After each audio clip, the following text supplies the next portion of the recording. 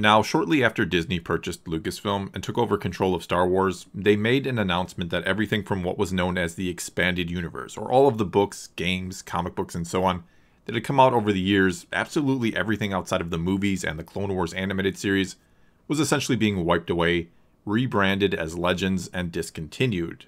And despite the fact that, like it or not, even George Lucas always considered the Expanded Universe something separate from his version of Star Wars, having called it a parallel universe at times, and saying he didn't keep up with it or read any of the books or anything like that, this was a decision made by Disney that, surprise, surprise, didn't sit well with a lot of fans.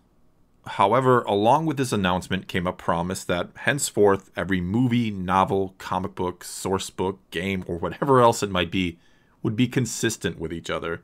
They'd all be part of the very same universe, and there would be no more contradictions, which, yes, at times did happen in the EU, and that something called the Lucasfilm Story Group was going to be created, and it would be their job to maintain this continuity, to make sure that whatever might be written in a book somewhere would line up with what might happen in a totally separate book, or even in a movie.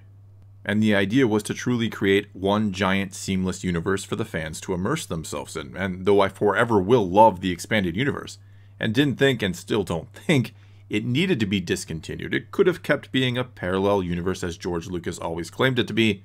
Anyway, though I thought it could have and should have lived on, I did understand Disney's decision to more or less start over with a new canon or a fresh slate instead of beholdening themselves to years upon years of stories and lore that, again, didn't always mesh well with the movies or even with itself. I'm not saying I loved the decision, but again, I understood it and figured in the long run, it'd be worth it if it meant we'd be getting new movies. Not to mention back then I ever so foolishly believed we'd get one giant narrative for the sequel trilogy that would span multiple different mediums, that one giant plan would be created and mapped out ahead of time and slowly but surely laid out for us to follow across the books, comics, and right into the movies.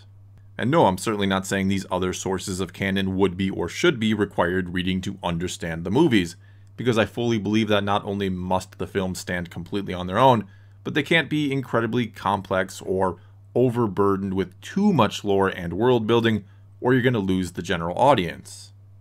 But there are, or were, certainly ways to make all the other stories leading up to the movie relevant without making them required. That's a fine line that could be tread by talented authors, and again, if there was a plan in place for what could be revealed and when. The book Catalyst was a great example of how to do this. It was a prequel to Rogue One, a genuine prequel. It covered a lot of backstory and characters that the movie never would have had time for, yet it didn't spoil anything to come in the movie, nor did anyone who didn't read it miss out on anything all too important. It did a great job of simply enhancing your enjoyment of the film if you took the time to read it, but didn't spoil anything or leave those who hadn't read it clueless.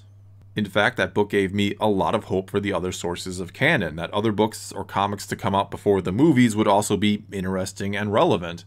But since that one, no other book that was meant to be a prelude or prequel to a film has come anywhere close to achieving what that book did.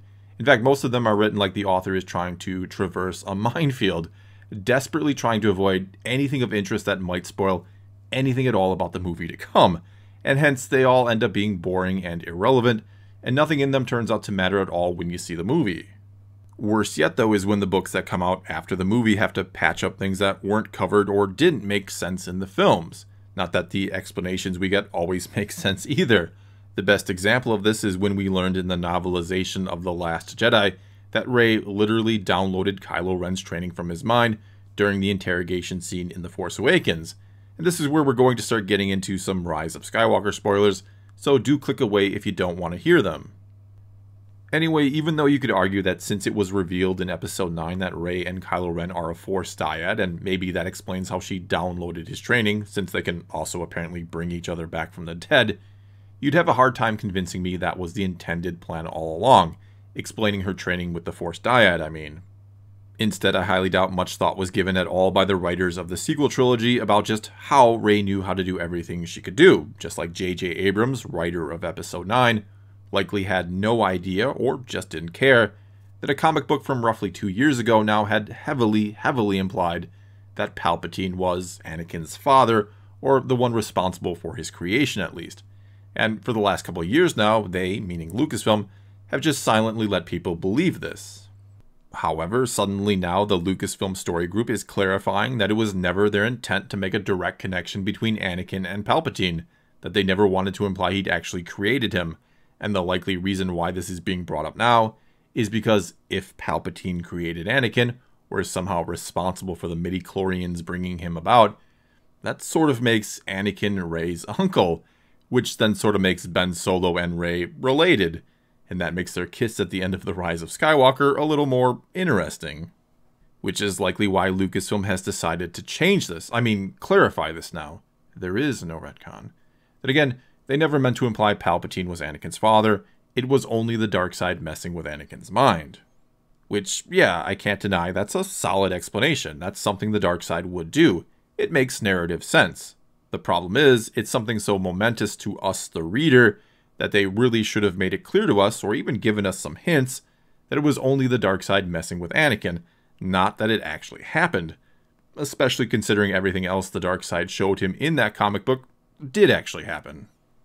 And perhaps the strangest part about all of this is that J.J. Abrams recently described the kiss between Rey and Kylo at the end of The Rise of Skywalker as being more like a kiss between a brother and sister, which, first of all, is a little odd.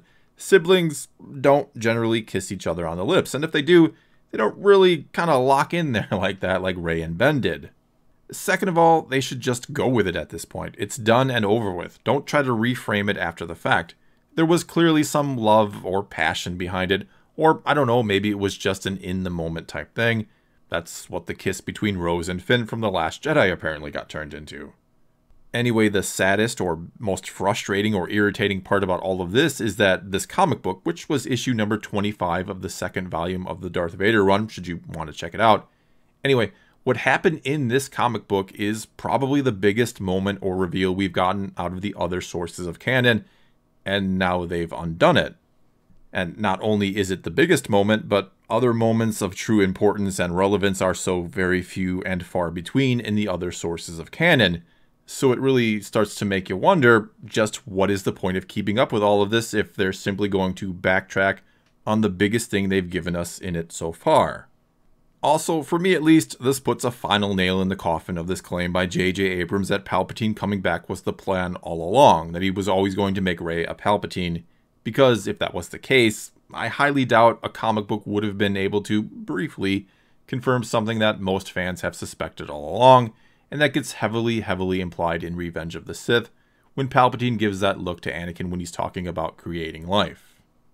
And look, in closing here, to Disney and Lucasfilm, not that they care what I have to say, but whatever you decide to do with the franchise next, wherever you take it, just make sure you have an extensive game plan in place this time.